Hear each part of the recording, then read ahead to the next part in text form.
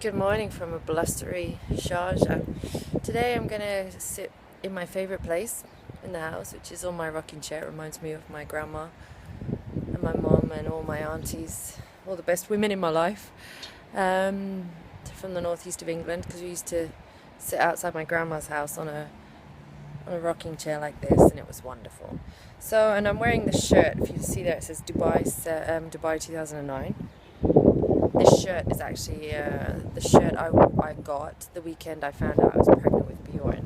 So it has a special meaning to me too. And I found it recently in my memory box when I was getting out the Christmas decorations. I'm just going to check. Okay, I just discovered it actually works best if I don't put my hand around to stop the wind. So, because you can't hear me at all then. So what happened this evening, is that I went through another major healing due to family being here. It brought up a lot of stuff and it made me think about a lot of things. And it actually, I think I might be finally learning the lesson. See this? I went through my memory box. I even found my old earrings. These are from my grandma as well. Geez, I'm really thinking about my grandma today. Weird. These are from my mum, my aunties. Thinking about my aunties, my family. So I was thinking about ownership of emotional health, because I know it's a 100-day health challenge, but I'm also, I've included the emotional and the spiritual health in there too, right? So, by the way, I look so like this because I haven't put any makeup on. And so the emotional health is really important, and spiritual health is important too, along with the body, right? So yesterday I did a big healing on something that came up in the week was coping with life, right?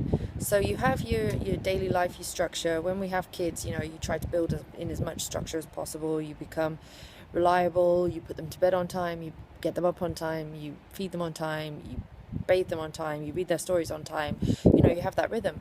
But I think there's also an essential, and that's very important, I get that. But there's also an essential part of their upbringing, which is how to cope with life's ups and downs, right? Now, I'm pretty sure, and I know in my family we are really good at dealing with the ups.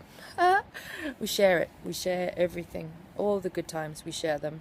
And we commiserate pretty well too.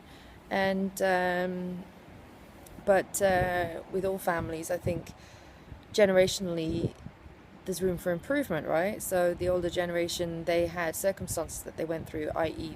they were just either went through the war or came out of the war or came after the war, that influenced the coping mechanisms of that generation. And then also economic crises and then movements around them. So I think that has a major impact on how your family cope too, right? It's nice and windy, isn't it? And how your family's coping mechanisms kind of match up with what happens in the world around you. So I would have to say that I'm a pretty joyful person. I love fun and I like doing fun stuff. But I remember when I was a teenager, I really wanted to know more about the darker side of life. That's a nice way of putting it. And so lots of things that I put myself through, people that I met and all those things since then, which helped me learn about the downs of life and how to cope with them. I don't really need to say much more than that, that's just the way it is. And there's a particular relationship in my family which has caused me a lot of pain over many, many, many years. And I've always claimed it as being my own and my own responsibility. And then, so that's one part of it. And then there's another part of it. So I was healing that, and I'm going to say it right. I want to say it right. Ginkgo Suki is a type of Japanese repair work that you could do to pottery, where you don't throw away a piece of pottery just because it's broken. You believe in its ability to still serve, and you fill the gaps with gold in order to repair it. And that came up with my mum and I yesterday. I broke something, and I was discussing whether or not I should mend it with her, and she was like, "You always talking about this method, why don't we go for it?" And so that was really cool. And then I started to do a major led meditation with myself about healing work on the inside and filling those cracks with gold, like for instance, pulling up the shame of this relationship and filling it with gold and saying, well, because of that shame, I know that relationships matter to me, filled with gold. The hurt and the pain, well, pain is only, the gold I put into that is pain's passing, and time heals it, and eventually it'll just wash away into a scar healed with gold. And the frustration of something not working, well, fill it with gold. It shows you that it matters to you, and you just have to keep going. Anger, filled it with gold, knowing that my anger actually really does make me feel alive because it's so extreme from all of my other emotions. And every once in a while, I don't mind having a bit of anger. It kind of makes me really believe how passionate I am about something, filled it with gold. And loneliness, filled it with gold. It shows me that people do matter to me. And so I did a lot of that healing work yesterday about and filled it with gold. And my heart still serves me, and I still believe in the service of my heart. And I filled it with all the cracks with a lot of gold. And so that was another thing I did. And then another interesting thing came out of it was a very powerful thought, which started that whole condiments idea I told you about, like family, the olives and the sunflower seeds of your salad, you add it to add flavor. And then I thought, well, what if we took it a little bit further than that, and we actually saw that even your children and your husband are condiments in your life? What if you and your daily life, you as a singular person, are the basis? What if it's all about you? And everybody else, your kids, your husband, your parents, your grandparents, your aunts, your uncles, your cousins, they're your friends, they're just additions. And that was a weird thought for me. And then I thought back and I realized that in the winter of 2003, I had an aura healing session and cleansing and reading. See, I've been into this for a long time. In Valkenburg in the Netherlands with a German woman, both talking in our best Dutch, right? And I was talking with her about my aura, and then she just got really frustrated at me because I kept on talking about my boyfriend at the time, Hein, who's now my husband, and I kept on talking about my brother and my family and everybody, and she was like, it's not about them, it's about you. You shut up about all those other people. We're here to look at your aura and you and your healing. And I couldn't let it go. And then I realized that has actually been a major lesson for me to learn for a lot longer than just 2003. I mean, this has been going on since I was a little girl, because I'm one of those people who just constantly just wants to understand other people, right? So for me, it's a big thought to think, so what if it is just about me? And about my healing and my health, and not about what I can give other people? Because that's my first thought. It's like, okay, I've learned something, how can I give it to somebody else? I've got something, how can I share it with somebody else? Which is very cute and all, it's lovely, but there is another part of it that I need to remember, that it is about me. And I think 2003 I was reminded of that, and then right now I'm reminded of it again. And it's like, when I think that I don't want to live in Sharjah forever, but I can't because of the kids, my husband, da-da-da-da. And I thought, well, screw all that. What happens if it's just about my dream? My dream is to renovate a chateau somewhere in the middle of either England, France, Germany, I don't care where, Belgium, I don't care, Europe. I want to go back to Europe. But no, there's no buts. This is my dream.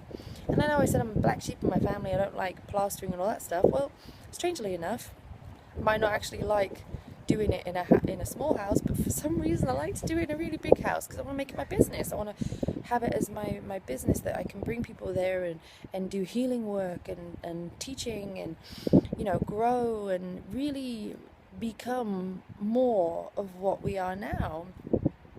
And more of what I am now. See, I can't even say the word I. And so it's really empowering.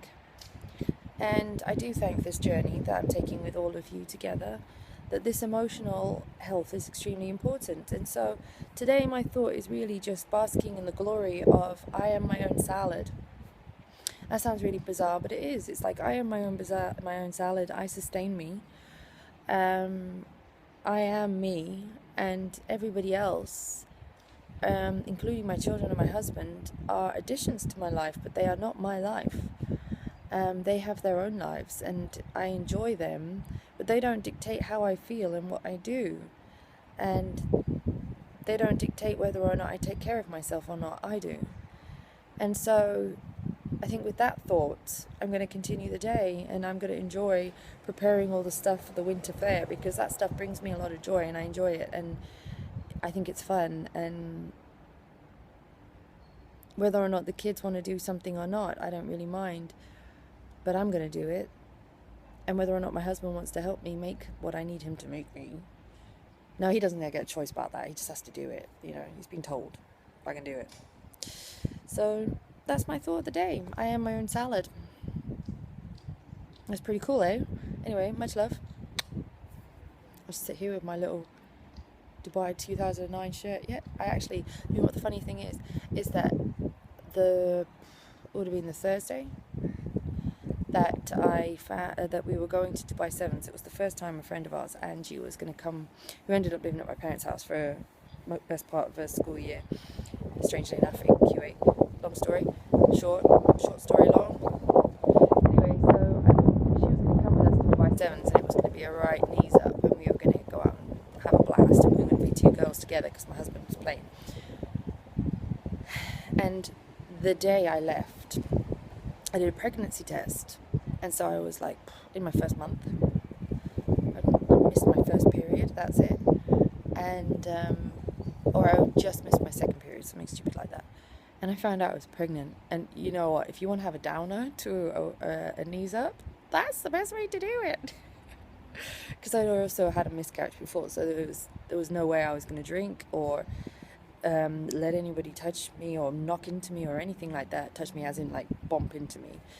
And so it kind of like put a downer on that whole weekend in that respect. But then I remember I bought this shirt, and I bought a matching hat, and somebody called me a pie seller, which didn't really make me feel much better because I was already getting a bit chunky around the waist, because all the pie sellers that year were wearing red. Oh man, how gutting was I about that. But I was like, I was matching, but I looked like a pie seller. So I have a picture of me with Hein after he'd been playing a game, and he looks really happy, and I just look really kind of depressed because I'd lost my big weekend. Because it used to be our weekend of the year. We would come to the UAE, come to the Dubai Sevens with a big group and have a big, massive knees up with a huge group of us.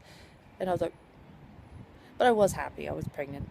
So that shirt kind of reminds me of that. So it was quite funny that I'm wearing it today, plus sitting on my grandma's chair, and my mum's chair actually, because my mum and I bought this.